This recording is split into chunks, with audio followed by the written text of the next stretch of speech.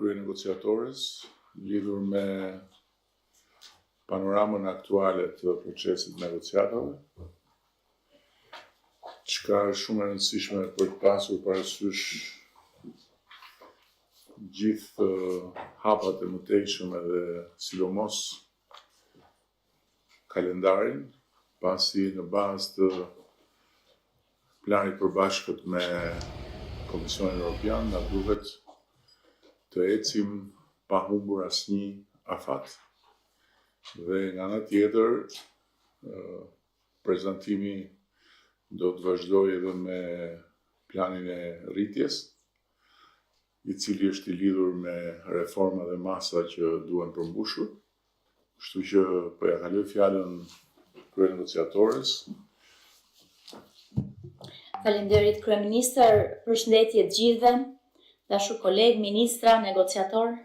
Jemi gjithë bashkë këtu sot për të parë me kujdes ku ndodhet Shqipëria në rrugën drejt familjes europiane dhe cilat janë hapat në këto 19 muaj të mbetur nga objektivi për që ngati për gjitha kushtet dhe kriteret e anëtarësimit në fund të vitit 27.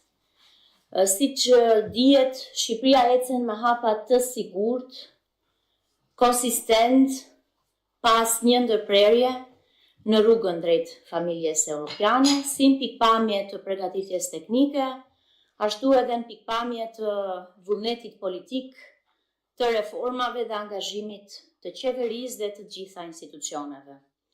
Shqipëria ka marrë deri tani mbështetjen e Bashkimit Evropian, si sa i përket Komisionit, ashtu edhe vendeve anëtare.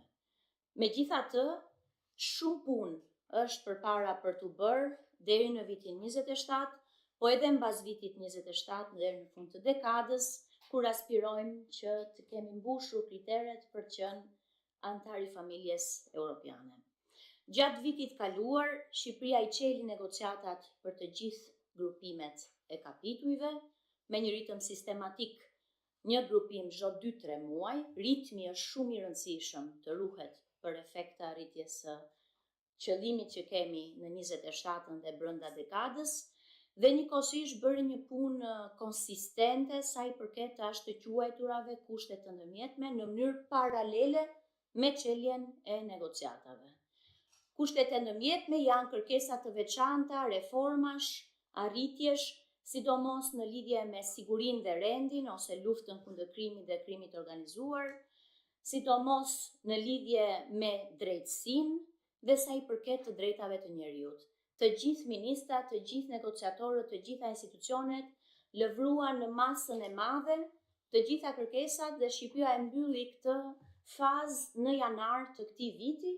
Shqipëria ka marrë edhe vlerësimin pozitiv të Komisionit Evropian në shkurt të këtij viti dhe gjatë muajit mars, vendet anëtare po diskutojnë çdo javë në lidhje me përmbushjen e kushteve sa i përket rende, siguri dhe të drejta të njerëzit. Nga Shqipëria presim me besim, durim dhe vlerësim edhe vlerësimin e vendeve anëtare në javët që vinë dhe jemi të gatshëm të plotësojmë çdo kërkesë të veçantë që mund të vijë edhe nga vendet anëtare në lidhje me reformat e drejtësisë dhe të sigurisë. Me të marrë vlerësimin pozitiv edhe nga vendet anëtare, në respekt të plot të procesit që ata ndjekin, Shqipëria duhet të kalojë në fazën tjetër, atë të mbylljes së kapitujve, një nga një, 33 kapituj. Për këtë arsye, ne kemi filluar punën sa i përket kushteve për mbylljen e kapitujve. Me çeljen e negociatave për anëtarësim, Bashkimi Evropian i ka dhënë Shqipërisë kushtet për mbylljen e negociatave për 31 nga 33 kapitujt. Në lidhje me 2 kapituj që janë rendi dhe drejtësia, këto kushte për mbylljen e negociatave do t'i jepen Shqipërisë mbas miratimit të raportit të piketave të ndërmjetme që, siç shpjegova, është në proces. Në këtë kuptim, në mënyrë paralele, edhe gjatë vitit 2025 kemi punuar edhe për plotësimin e kushteve për mbylljen e negociatave. Pra, për çeljen, për kushtet e ndërmjetme dhe për kushtet e mbylljes dorë më dorë, si kurse Komisioni Europian na I komunikonte në momentin e çeljes së negociatave. Shqipëria është proaktive, vepron paraprakisht për përgatitje teknike dhe kjo është arsyeja pse arrin të lëvrojë gjithmonë në kohë të gjitha rezultatet e reformave, sepse punohet në shumë fronte, në shumë institucione, njëkohësisht. Në krye të punës, për sa I përket të negociatave, qëndron grupi negociator dhe të gjithë ministrat, pa asnjë përjashtim. Kryesisht, grupi negociator përbëhet nga zëvendës ministrat, të cilët janë prezent këtu me ne sot dhe janë njohës të shkëlqyer të gjitha aspekteve dhe dinamikave të negociatave dhe janë edhe së bashku me ministrat drejtuesit kryesor të këtij transformimi të madh europian, që vendi po pëson në nivelin e institucioneve dhe të shtetit, në nivelin e ekonomisë dhe të biznesit, por edhe në nivelin shoqëror.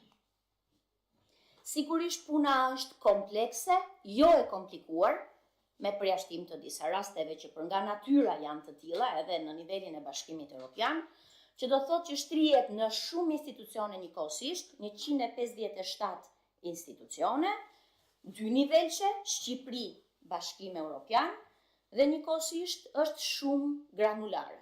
Për shembull, me rëndësi të veçantë është ndërtimi I pranimit të çdo reforme si nga grupet e interesit dhe publiku, si nga ministrit institucionet e lidhura zbatuese, nga kuvendi I Shqipërisë dhe patjetër nga Komisioni Evropian. Ja 4 ndërfaqe aktive me të cilat ne punojmë për të maturuar çdo nisëm dhe çdo reformë në mënyrë intensive. Për ta ilustruar këtë që po them, për shembull vetëm për një ligji për mbrojtjen nga dhuna në familje, me rëndësi të veçantë për zhvillimin shoqëror në Shqipëri, drejtuar nga Ministja Sala dhe negociatorja përkatëse, u konsultua me 26 institucione të cilat janë të përfshira në zbatimin dhe ndërtimin e sistemit të mbrojtjes shoqërore për qytetarët të cilët mund të jenë të ekspozuar ndaj riskut të dhunës familje. Kështu granulohet çdo reformë duke punuar me institucionet dhe me grupet e interesit.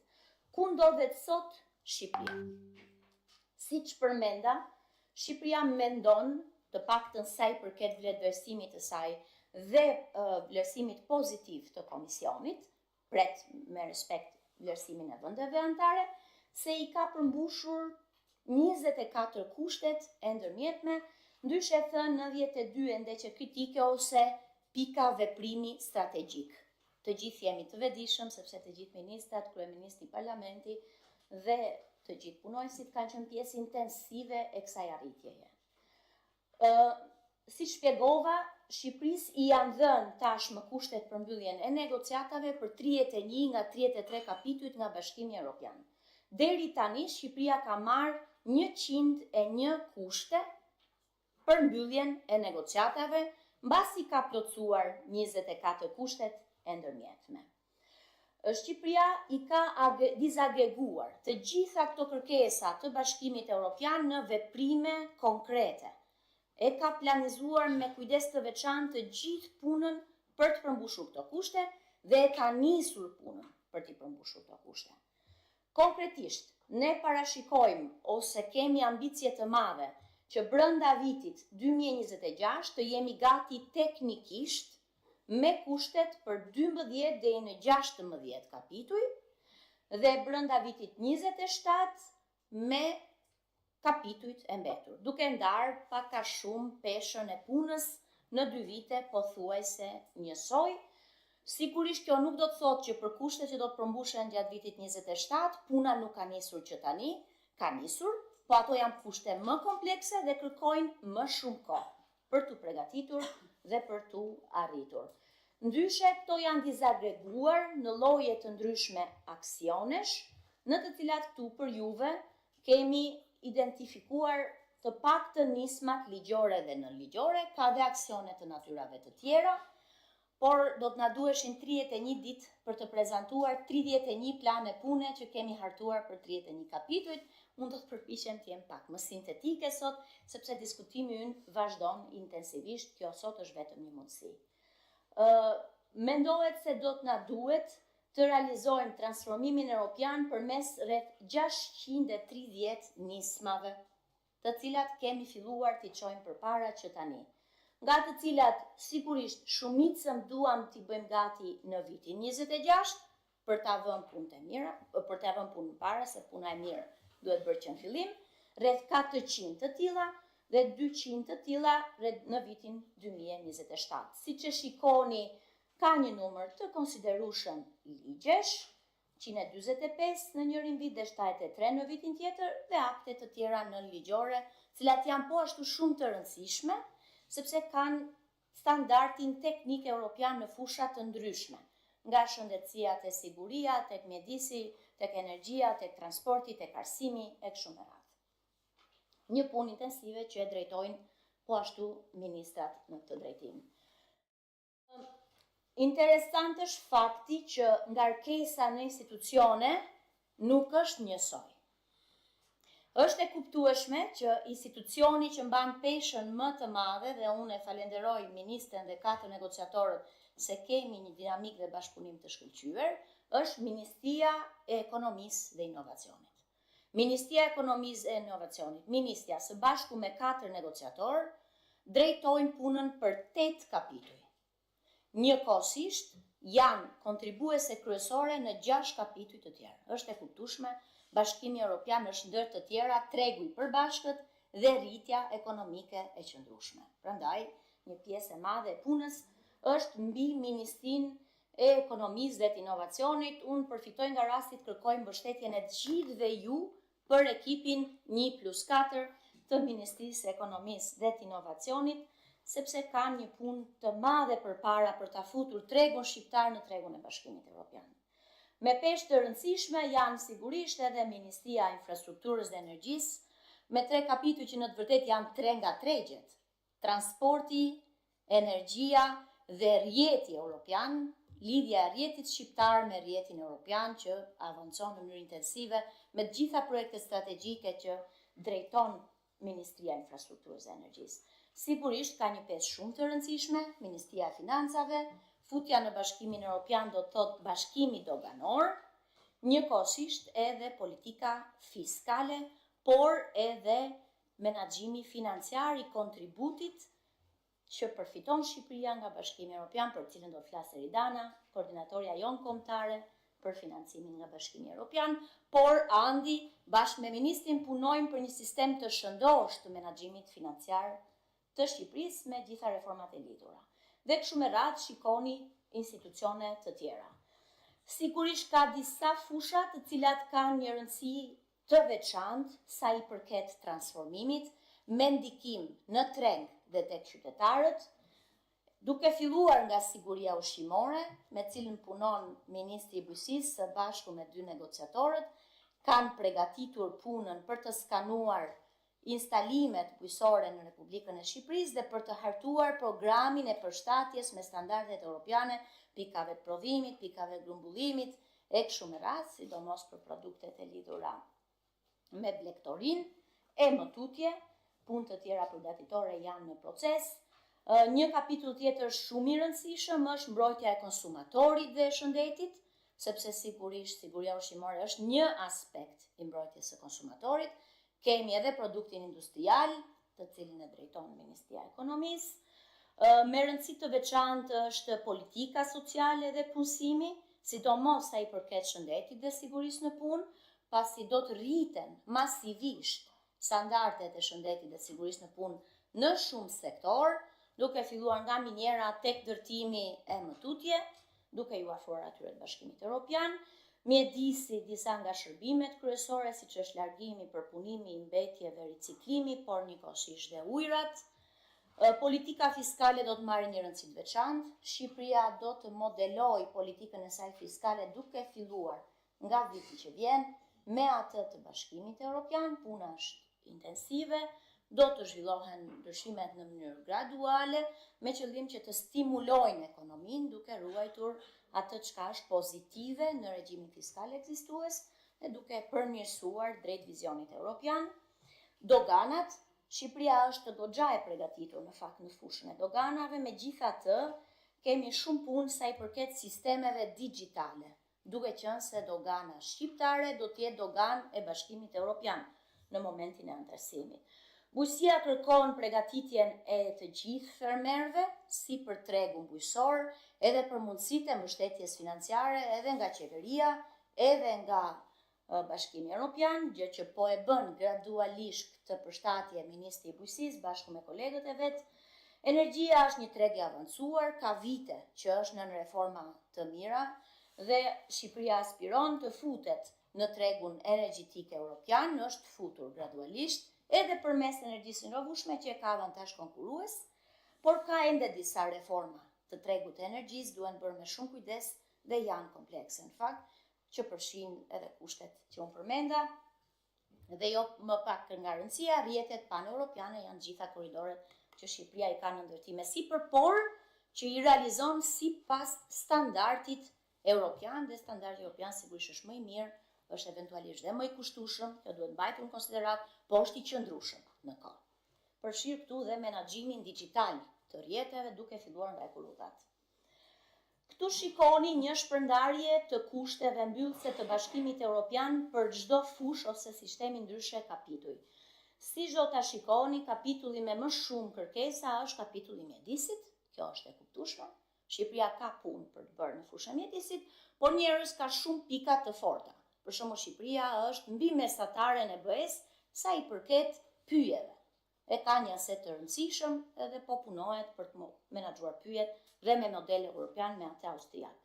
E kështu me radhë janë disa kapituj të tjerë, si për shembull transporti, që ka më shumë kushte, është e kuptueshme, ka ndikim në fakt edhe në treg dhe në operator, por gjithmonë në përmirësim sa i përket qytetarit dhe konsumatorit.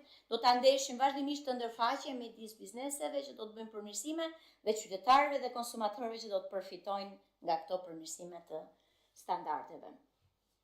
Kapituj të tjerë përgjithsisht kanë 2 deri në 3 kushte, të cilat shpesh janë dhe të komplekse, do të thotë që mbajnë edhe nën kushte brenda.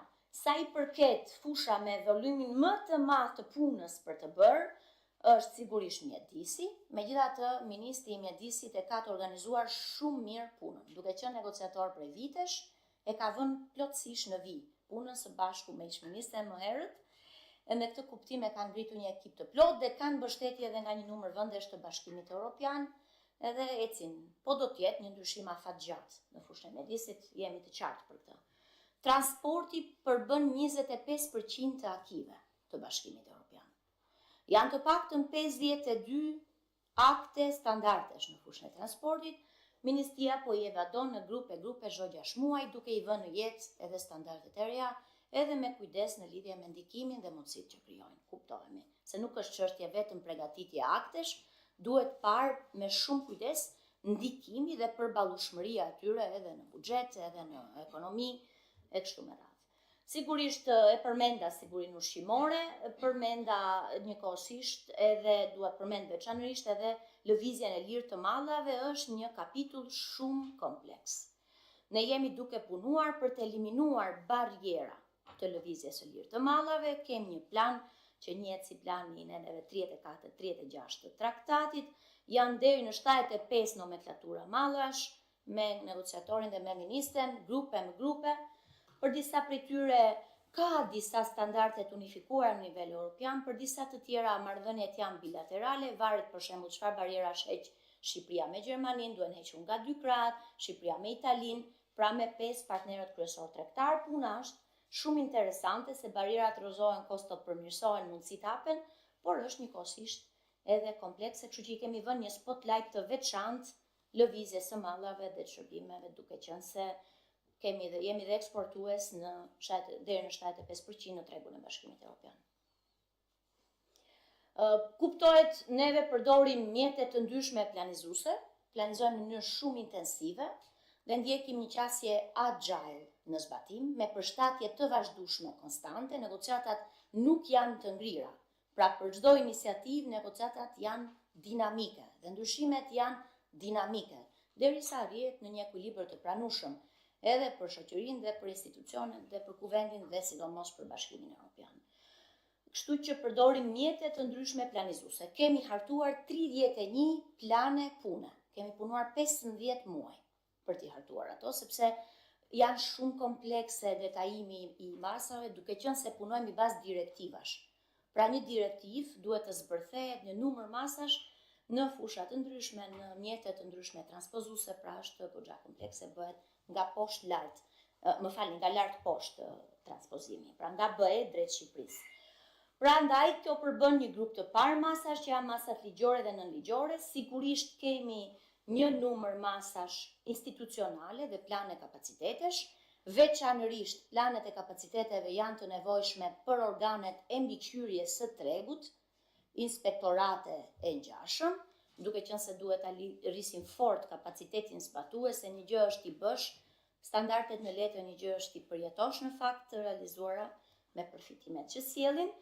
Me rëndësi të veçantë janë masat track recorde, janë të paktën 5 kapituj që kanë masa track recorde dhe to janë edhe më sfidueset për t'u arritur, sepse kërkojnë life events, pra ngjarje që të realizohen, duke filluar nga track recordet në drejtësi, tek ato kundër krimit dhe korrupsionit, track recordet në prokurimin publik, track recorde në të sektor të tjerë të tregut, siç është për shembull pronësia intelektuale e të tjera si këto. Pra ku duhet të zbatojmë më shumë në praktik rregullat e mira. Masa të tjera të cilat janë me pesh janë dhe sistemet digjitale. Këto edhe sepse kanë implikime buxhetore dhe fondet nuk i kemi të gjitha, është e kuptueshme, po dhe t'i kishim të gjitha, kërkohet dhe koha fizike, edhe për ngritje ose përshtatje sistemesh, por edhe për filtrimin e databazave tona në raport me standardet e BE-s për databaza. Sepse databazat e Shqipërisë do të ndërveprojnë me databazat e Bashkimit Evropian. Ju ndoshta e keni ndeshur pak rishtazi, Bashkimi Evropian ka vënë në punë një sistem të ri, quhet Entry and Exit System, sistemi hyrje-daljeve digital në kufi. Ne kemi 6 muaj që diskutojmë intensivisht me Bashkimin Evropian, me vendet e Ballkanit, vetëm për zbatimin e një databaze dhe ndërveprimin, sepse ka ndikim, sidomos sa i përket lëvizjes së lirë të mallrave. Kështu që në këtë kuptim dua të them që duhet të thellohemi në një mbledhje të veçantë lidhur me sistemet. Na janë kërkuar të paktën 3 plane pune për sistemet, plani për tatimet, sistemet e tatimeve, plani për sistemet e doganave dhe plani për sistemin e bujqësisë, që përbëhet në fakt nga 3 databaza. Këto softe janë të domosdoshme të jenë gati në anëtarësim. 2 planet e parë i kemi përgatitur, Ministri i Financave me drejtorët përkatës tatime dogane, ndërsa plani i tretë është në proces. Ai për sistemet e bujqësisë janë komplekse sepse është regjistri i fermës, janë parcelat, janë disa gjëra të cilat janë në mes, janë të lidhura dhe me artografinë, jo patjetër vetëm me të dhënat e fermerëve, le të themi kështu në vija të thjeshta. Kuptohet, do të kërkohet brenda vitit buxhetimi për vitet vijuse i këtyre planeve sisteme, aty ku kemi hendeqe buxhetimi. I shpjegova këto. Tani raport me arritjen e kritereve për anëtarësim. Unë kam vendosur këtu vlerësimin nga Komisioni Evropian. Ky vlerësim parashikon periudhën qershor 24, qershor 25. Në 27 nga 33 kapitujt, Shqipëria konsiderohet e përgatitur mirë ose e përgatitur në mënyrë të moderuar. Pra ne vërtet flasim për çfarë ka ngelur për të bërë, po le të mos harrojmë që shumë është bërë gjatë këtyre 10 vite që Shqipëria ka arritur në një stad kur ulet në tavolinë të flas për mbyllje negociatash. Kështu që kapitull më kapitull, rreth 27 prej tyre kanë arritur sot në një shkallë maturimi që konsiderohen si të përgatitur në mënyrë të moderuar ose të përgatitur mirë. Ne kemi bërë edhe një vlerësim të parë sa i përket kushteve të mbylljes së negociatave, duke kaluar kapitull më kapitull, cilat prej kapitujve konsiderohen thuajse të maturuara, cilat janë gjysmë të maturuar në maturim dhe që kanë shumë ngarkesë për të maturuar. Si shpjegova, ne duam që gjatë këtij viti të jemi gati teknikisht me kushtet për mbylljen e negociatave deri në 16 kapituj.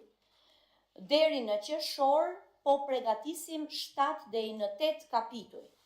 3 kapitujt e parë janë thuajse të maturuara, 30-a, 25-a, 26-a, për gëzime, për negociatorët se kanë bërë një punë intensive në 15 muaj dhe ne kemi filluar transmetimin e të gjitha plotësimit të kushteve në Komisionin Evropian gjatë muajit mars. Të gjitha provat që si thua provojnë se Shqipëria i ka përmbushur kushtet në këto 3 kapituj me pak gjëra të vogla të cilat jemi duke i transmetuar këto ditë. Po punojmë me 3 kapituj të tjerë, që është kapitulli 6, shoqëri tregtare, kapitulli 7, pronësia intelektuale, kapitulli 32, menaxhimi financiar dhe kapitulli 20, politika industriale, kapitulli 5, prokurimi publik, për t'i maturuar deri në qershor, por objektivi ynë për të transmetuar pjesën më të madhe të rezultateve është fundi i prillit. Negociatorët, ministrat e dinë se punojmë në mënyrë intensive, javore, ditore, me çdo aksion, action line që paraqitet aty. Ndërkohë që dorë më dorë do të vazhdojmë më tutje me kapitullin 4, që ka të bëjë me lëvizjen e lirë të kapitalit, shërbimet financiare, politikën monetare. Pra në vjesht do të futemi te çështjet e tregut financiar. Kemi ambicje që të avancojmë dhe me shërbimet dhe me lëvizjen e lirë të punëtorëve brenda aktivitetit. Siç e shikoni, edhe zgjedhja është logjike, pra ndërtojmë rregullat bazë për shoqëritë tregtare që të tërheqim investitorë dhe shoqëri europiane, përmirësojmë prokurimin publik, menaxhimin financiar për ta konsideruar plotësisht të përputhur me standardin evropian. Kjo rrit dhe besueshmërinë ndaj Shqipërisë, edhe ndaj fondeve, por dhe më gjerë. Vazhdojmë më tutje me tregun financiar, sepse tregu financiar duhet jetë gati të financojë dhe këtë transformim të madh evropian që do të realizojnë vetë bizneset, jo vetëm qeveria ose institucionet publike. Sigurisht ne kemi instrumenta mbështetës si fondet e garancisë, por më shumë do të jetë nevoja të bëhet në këtë drejtim dhe ecim sigurisht edhe me kapituj të tjerë të cilët kanë të bëjnë me tregun, siç është pronësia intelektuale apo politika industriale, që janë bazat transformimit të konkurrencës së Shqipërisë drejt Bashkimit Evropian, ku duhet bëjmë disa ndryshime strukturore ndoshta të ekonomisë drejt një ekonomie me vlerë më të lartë të shtuar. Ky ndryshim ka nisur me turizmin, me industrinë e lehtë, me industrinë ushtarake, por do të vazhdoj të thellohet dhe me shërbimet si ato financiare e digjitale, të cilat duam t'i eksportojmë më shumë drejt Bashkimit Evropian. Kapitull më kapitull, ju do ta shikoni, unë nuk do të ndalem për gjitha një më një, sepse ky material është i disponueshëm, ku kemi bërë një vlerësim të statusit të maturitetit, po siç thash me 7 kapituj jemi të avancuar, me 16 brenda aktiviti, njëri mbas tjetrit. Kjo është sigurisht një përmbledhje e planeve të punës dhe statusit, sepse kemi sigurisht shumë detaje, të cilat nuk mund t'i përshfaqim në këtë prezantim të shkurtër, por mund të them në vija të përgjithshme që teksa pret vlerësimin pozitiv të vendeve anëtare për kushtet e ndërmjetme, Shqipëria ka avancuar me 7-8 kapitujt e parë me gatishmërinë e mbylljeve dhe në mënyrë frontale me të gjithë kapitujt.